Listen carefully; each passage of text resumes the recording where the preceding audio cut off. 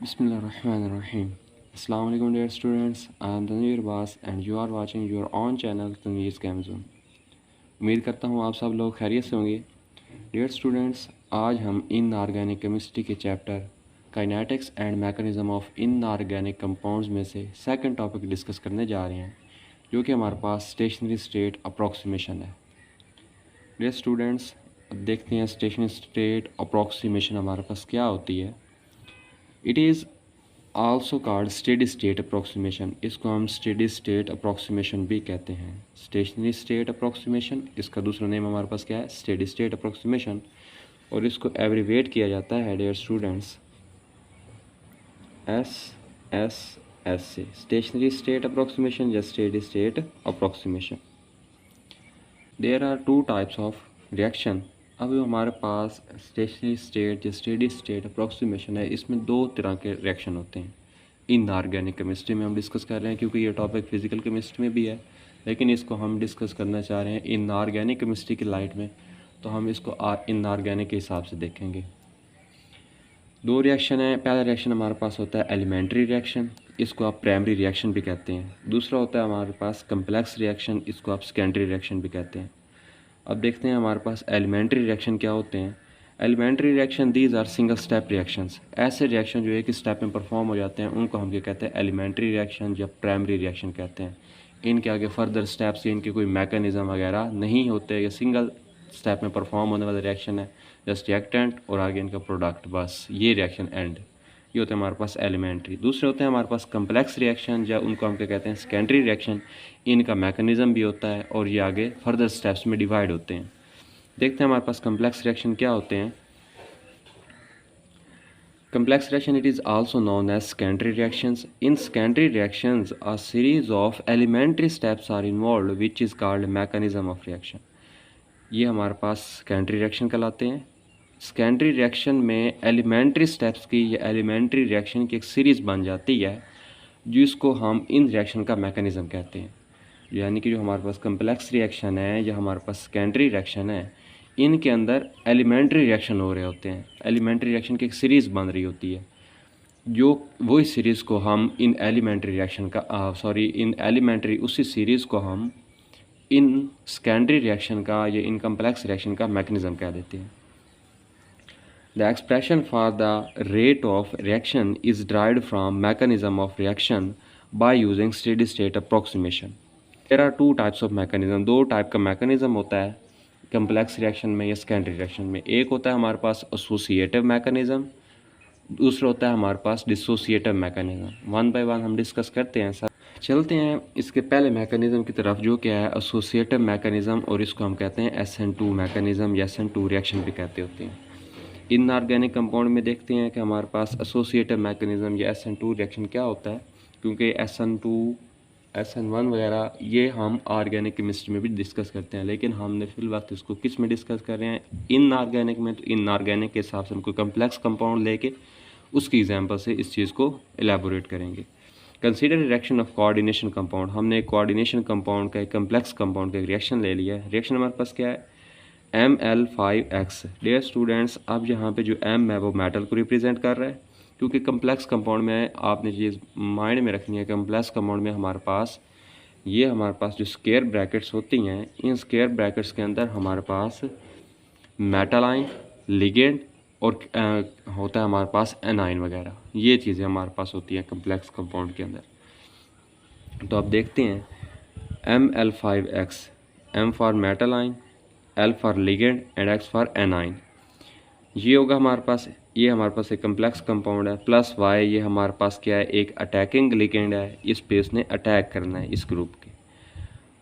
अच्छा, आगे reaction perform होगा K1 में, आगे जाएगा तो हमारे पास जब Y इसके साथ रिएक्ट करेगा तो Y भी इसके अंदर आ जाएगा, Ml5XY।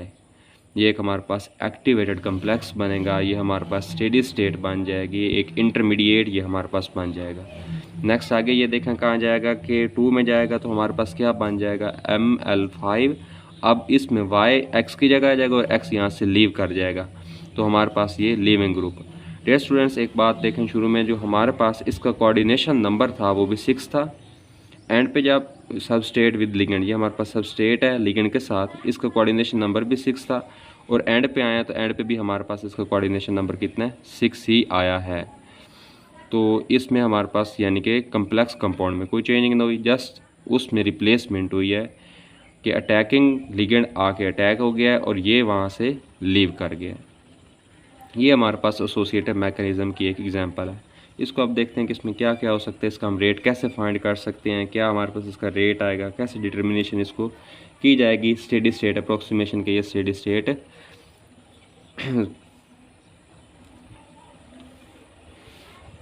Dear students, for the concentration of intermediate we can write as. अब हमने इसकी कंसनट्रेशन फाइंड करनी है, तो देखें कंसनट्रेशन कैसे फाइंड की जाएगी। हमारे पास जो प्रोडक्ट बना है वो फाइनल देखें, प्रोडक्ट क्या आया हमारे पास, ये प्रोडक्ट आया है। अब ये प्रोडक्ट आया कैसे है इसको हम देखते हैं कि ML5Y ये आया कैसे है, इसका हम रेट फाइंड करेंगे। D concentration of ML5Y over DT, ये हमारे पास रेट होता है D और DT। अच्छा, डायरेक्टली प्रोपोर्शनल है किस चीज़ के, ये हमारे पास जो एक्टिवेटेड कम्प्लेक्स है जो इंटरमीडिएट है उसके डायरेक्टली प्रोपोर्शनल है, इससे बन रहा है ना ये, तो ये इसके डायरेक्टली प्रोपोर्शनल होगा। डायरेक्टली प्रोपोर्शनल है ML5XY के।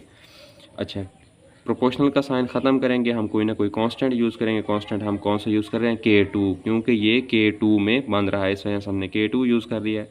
हमारे पास रिजल्ट आगे क्या आएगा, ML5XY, क्योंकि ये देखें K2 में बना है, K2 में किसने टेक पार्ट किया है, ML5XY ने टेक पार्ट किया है, तो हमारे पास ये बना है। तो वही होगा कि K2 ML5XY टेक पार्ट बनेगा, तो हमारे पास ML5Y बनेगा। तो ये हमने एक इक्वेशन लिख ली, इसको हम कह लेते हैं इक्वेशन नंबर 1। अब डियर स्टूडेंट्स आगे चलते हैं कि आगे इसमें क्या है हमारे पास। अब देखें ये K2 ML5XY आया है, तो ये कैसे हो रहा है, ये कैसे बन रहा है, जो इंटरमीडिएट है ये एक्टिवेटेड कम्प्लेक्स है, ये कैसे बन रहा है, ये बन कहाँ पे रहा है और इसकी डिकम्पोजिशन कहाँ पे हो रही है, वो हम देखते हैं डियर स्टूडेंट्स।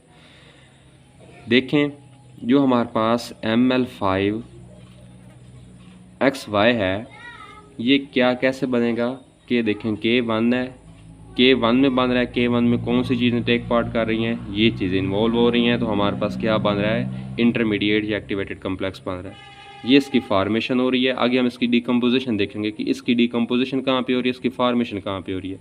तो फार्मेशन देखें डियर स्टूडेंट्स कहाँ पे हुई है कि K1 है, रेट हमारे पास K1 है, तो इसमें हमारे पास कहाँ पे यूज़ हो रहा है, ये चीज़ें यूज़ होंगी, तो हमारे पास ML5XY बनेगा।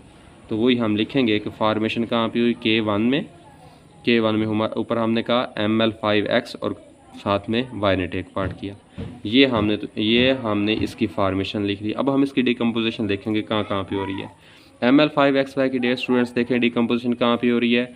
देखें ये जो हमारे पास है ना, ये रिवर्स रिएक्शन है, इसमें ये देखें वापस भी जा सकता है, तो आगे फॉरवर्ड जा रहा है तो K1 है, वापस जाएगा तो K-1 हो जाएगा, यानी कि इसकी डिकम्पोजिशन यहाँ पे भी हो सकती है। तो K-1 ML5XY ये टेक पार्ट करेंगे, फिर भी इसकी डिकम्पोजिशन हो जाएगी।